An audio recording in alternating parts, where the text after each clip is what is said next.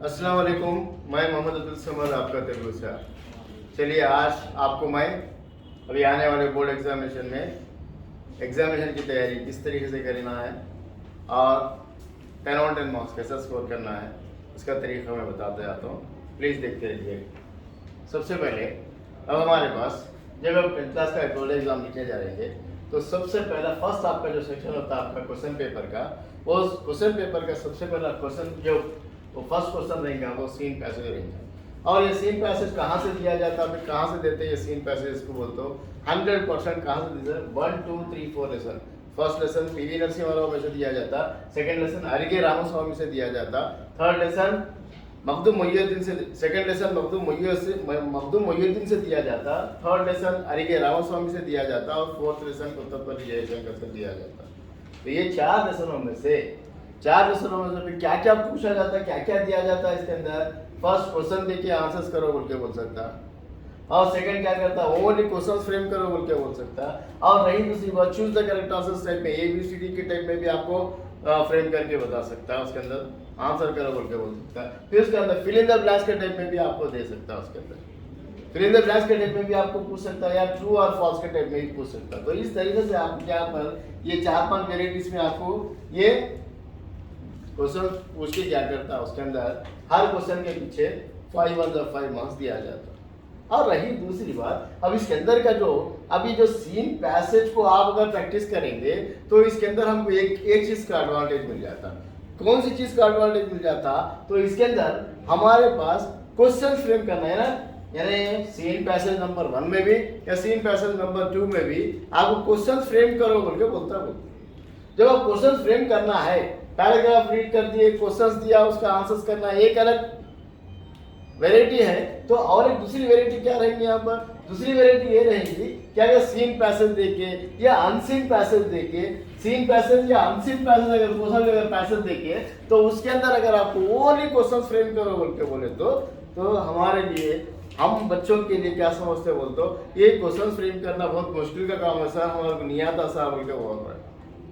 तो इसके लिए मैं छोटा सा टेक्निक देता हूँ आपको, एक टिप देता हूँ। तो वो टिप क्या है बताता हूँ। तो आपका जो ये शुरुआत से स्टार्टिंग से लेके आपका जो स्टार्ट जो हो रहा वो स्टार्टिंग से लेके आपका जो फुल स्टॉप कहाँ पर एंड हो रहा की, तो वो फुल स्टॉप तक आपके पास आपके शुरुआत से लेके फुल स्टॉप तक, फिर फुल स्टॉप के भी शुरुआत से लेके फिर नेक्स्ट फुल स्टॉप तक, ये फुल स्टॉप के बीच में अगर यहाँ पर पर्सनली पूछ रहा, जैसे कि पीवी नरसिम्हा राव पूर्ति पेर ఏమిటి, पीवी नरसिम्हा राव तल्लिदंड्रुलु एवरु, और एवरु और ఏమిటి ये जो दो चीजें है ना, किसी के पर्सनल के बारे में अगर पूछा तो ये दो चीजें लास्ट में इस्तेमाल करिए।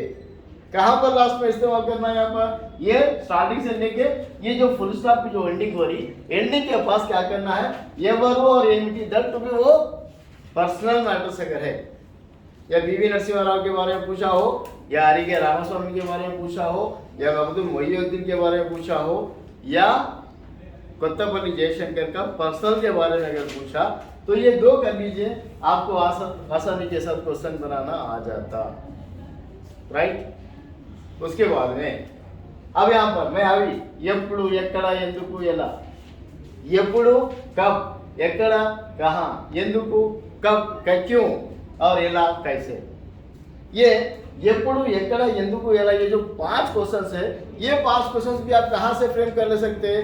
ये 5 क्वेश्चंस आपका जो स्टार्टिंग से लेकर एंडिंग तक जो फुल स्टॉप, शुरू से लेकर फुल स्टॉप तक जो है, वो फुल स्टॉप के बीच में यानी पर्सनल इंट्रोडक्शन के बारे में ना होके, पर्सनल इंट्रोडक्शन के बारे में ना होके दूसरा पैराग्राफ अगर दे दिया, for example PV Narasimha Rao वो जो कॉन्फ्रेंस में गए थे वहां के बारे में डिस्कशन हो रहा, या अरिगे रामस्वामी वो जो महलों में वो जो लाइब्रेरीज कायम करने के बारे में ऐसा पैराग्राफ दिया, या कोत्तपल्ली जयशंकर तेलंगाना के बारे में क्या क्या डेवलपमेंट्स करना है बोल के उन्होंने ख्वाहिश कर रहे थे, उसके बारे में दिया, तब उस टाइम पे आप ये ఎప్పుడు ఎక్కడ ఎందుకు ఎలా ऐसे बीच के स्टार्टिंग के पैराग्राफ में आपको क्या करना है, जो उनके पर्सनल के बारे में पूछ रहा, वो 4 लेसनों के पर्सनालिटी के बारे में पूछ रहा, तो एवरू और ఏమిటి लगा के कंक्लूड करना है।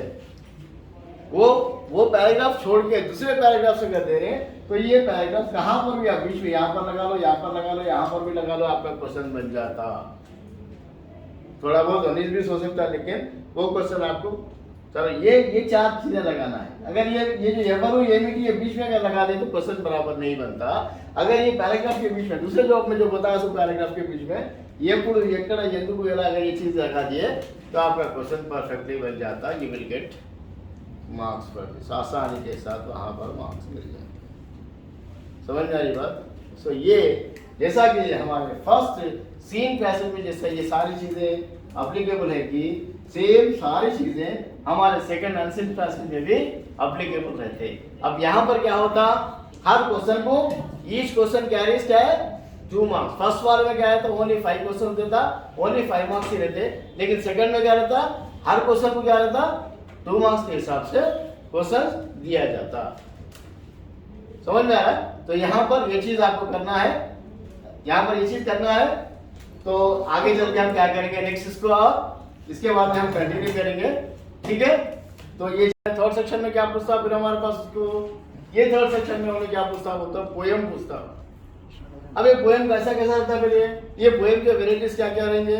जम्बल्ड पोएम दिखा, या एक पोएम नहीं क्या करता फिल इन द ब्लैंक में व्रत का वस्तु का क्या बोल के देखे, फिर पूरे fill in the blank dot dot dot dot डाल के फिर लास्ट में नुरवी ना आता है कुछ तो भी लास्ट में कंक्लूड करते हैं। माटा दीर्घ लेरू माटा धरलू बोल के व्रत का वस्तु का क्या बोल के शुरुआत करके फिर लास्ट में माटा दीर्घ लेरू बोल के पूरा फिल इन द ब्लैंक यहाँ पर कंप्लीट कर देता है। ऐसा उसके बीच में कंप्लीट करने का रहता है। और उसके बाद में क्या करना, फिर उसके बाद में और क्या देता, भाव लिखो बोल के बोलता। अब यहाँ पर अक्सर हमारे बच्चे क्या करते हैं बोल के बोलते, ये जम्बल्ड करने का आदत बगला हो जाता है। हाँ इजी, बहुत इजी है, ABCD नीचे ऊपर कर दो, 1 2 3 4 सही कर दो, लाइन लिख दो, हो गया।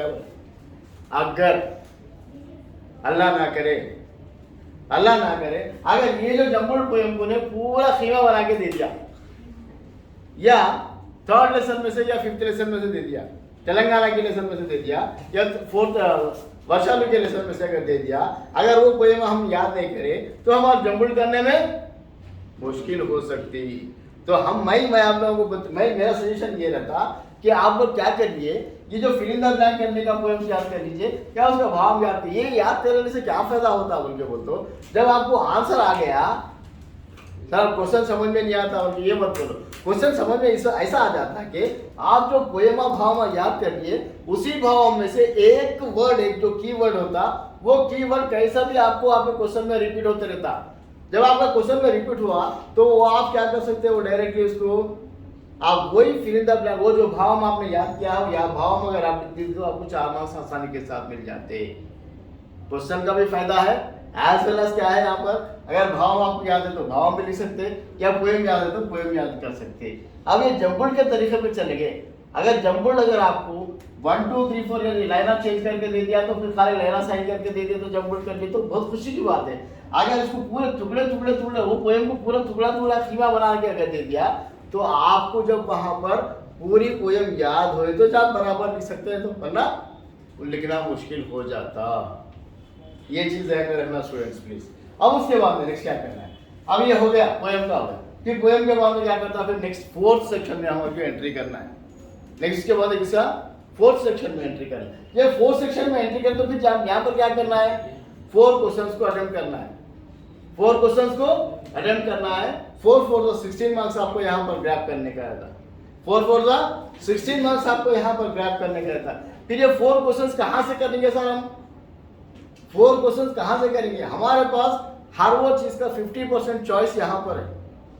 हर वो चीज यहाँ पर आपको 8 क्वेश्चन देते, 8 क्वेश्चंस में सिर्फ 4 ही क्वेश्चंस करना है, बाकी 4 क्वेश्चंस आपके लिए चॉइस में है, तो 50% हो गया ना।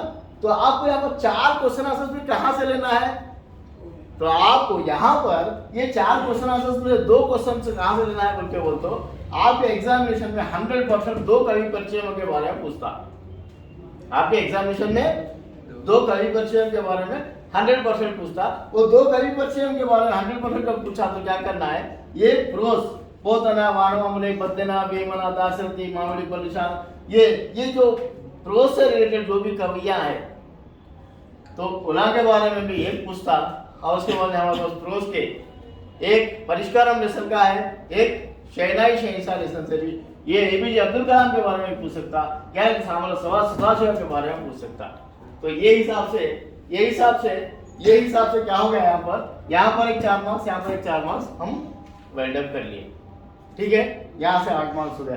फिर अभी 2 मार्क्स कहाँ से लेना है भाई, अभी 2 मार्क्स कहाँ से लेना है। मैं आप लोगों को बोला, क्या बोला, फर्स्ट लेसन से 6 क्वेश्चन आंसर्स कर सकते हैं, फिफ्थ लेसन से 8 पोएमा भाव में याद कर लीजिए। फर्स्ट लेसन से 6 पोएमा भाव में याद कर लीजिए, फिफ्थ लेसन में से 8 पोएमा भाव में याद कर लीजिए, टोटल 14 पोएमा भाव में याद कर लीजिए। आपको इंशाल्लाह यहाँ पर 60+ मार्क्स आसानी के साथ आ जाते हैं। तो ये 60+ मार्क्स आसानी के साथ कैसा ग्रैब करना है, अब इसी हिसाब से यहाँ पर और जो क्वेश्चन है वो क्वेश्चन भी आपके पोएमा भाव में लर्न कर लिए। बोलते यहाँ पर 4 to the 8 मार्क्स, अगेन यहाँ से और एक 4 to the 8 मार्क्स आप आसानी के साथ ग्रैब कर सकते हैं। तो अभी ये जो आसानी के साथ ग्रैब